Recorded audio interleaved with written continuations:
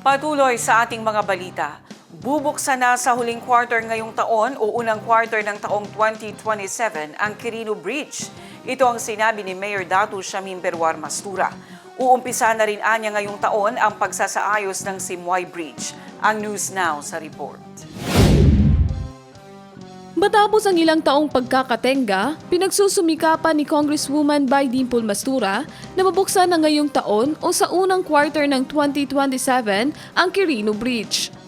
Para po sa kaalaman ng lahat, magbubukas na rin po, no?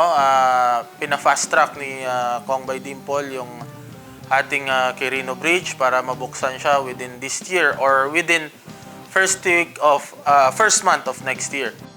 Uumpisahan na rin ayon sa alkalde ang pagsasaayos ng Simoy Road at Simoy Bridge.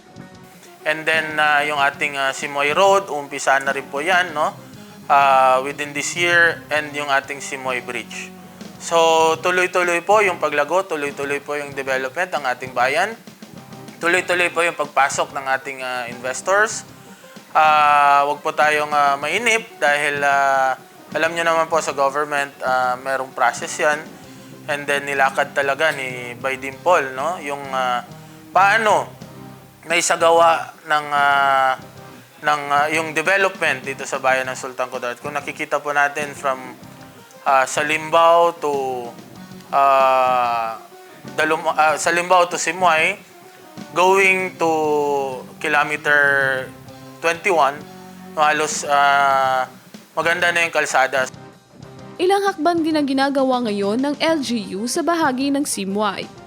So ang problema natin ngayon, yung part ng Simoy na kung saan yung ginagawa ng factory ng hollow block.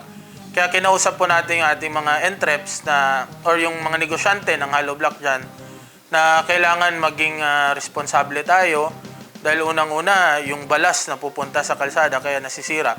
So now, bibigyan po ng local government unit ng specific place yung ating mga hollow block factories, no, para hindi po makasagabal sa National Highway since sisimulan na yung rehabilitation ng part na yan, Simoy to Simoy Bridge Road, no.